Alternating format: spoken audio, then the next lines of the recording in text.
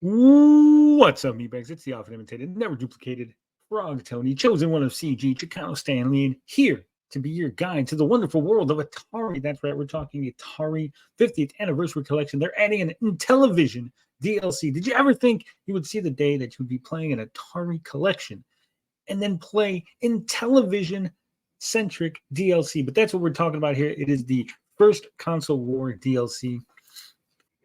Now, before we get into that, let me remind you to like the video, subscribe to the channel if you haven't done so already. Of course, share this with your friends because they're going to want to hear all the information we got going.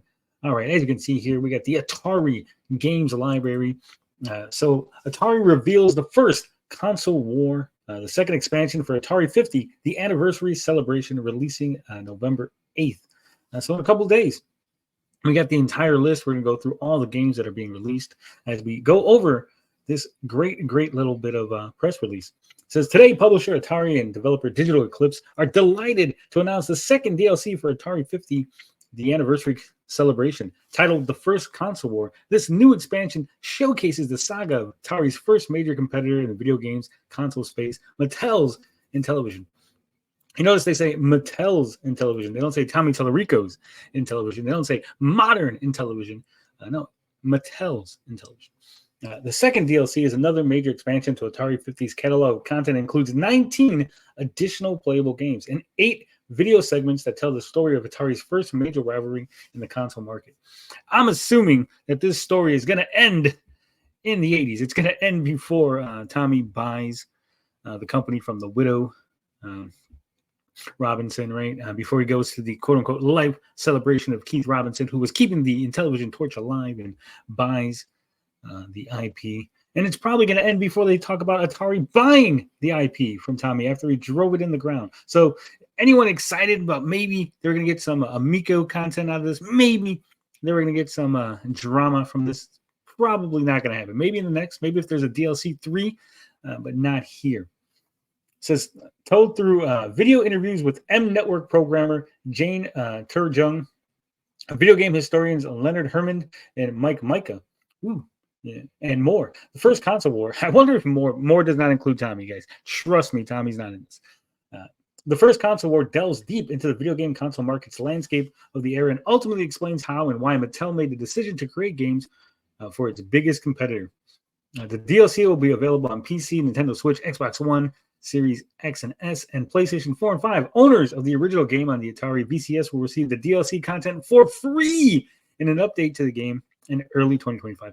Well, man, if you got the VCS, you're getting it free, which is great. I mean, you don't have to pay for this, but you're going to have to wait until next year to play the DLC that everyone else is going to be playing this year. So, I mean, that's kind of a bummer.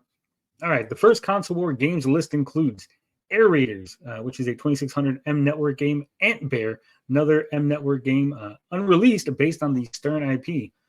Armor Ambush, 2600 M Network. Astro Blast is another 2600. Most of these are going to be M Network. Okay. Frogs and Flies, International Soccer, Dark Cavern, Star Strike, Super Challenge Baseball, Super Challenge Football, Sword Fight, Sea Battle, Tower of Mystery, which is an unreleased prototype that was recently rescued. They found an unreleased prototype and they rescued it from obscurity. We got Sea Battle. I already said that. Video Pinball, Basketball, Hardball, which was an Atari 8-bit XE. Final Legacy was a prototype for the 5200. The Zari Arena was an Atari 8-bit, and then Desert Falcon was a 7800 game. So you're getting all the M Network games, which were essentially Intellivision games that were ported over to the Atari. So you're not getting the original Intellivision versions. You're getting the Atari versions of the Intellivision games. Here's what to expect in the second DLC expansion. Video interviews with M Network programmer Jane Turjung, Activision's David Crane and Gary Kitchen, homebrew programmers Dennis Debro, and historians Leonard Herman and Mike Micah. So yeah, no Tommy Tallarico, no one in the retro scene, no names that we recognize.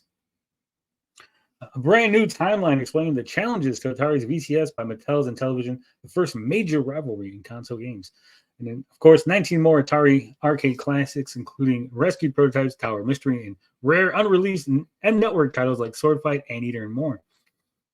The first console war DLC features additional interviews, more vintage ads, and even more never-before-seen historical artifacts, all interwoven to reveal the previously untold story of Atari and Mattel's intense rivalry.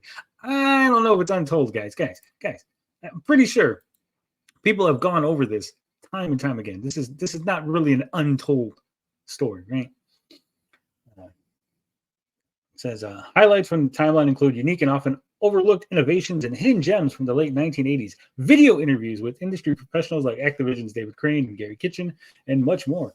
The first console war launches globally on November 8th in concert with the physical release of Atari 50, the anniversary celebration expanded edition on Nintendo Switch and PlayStation for $39.99. The physical release contains the original game and both DLCs. Look at that, you're getting physical releases of Atari in the year 2024.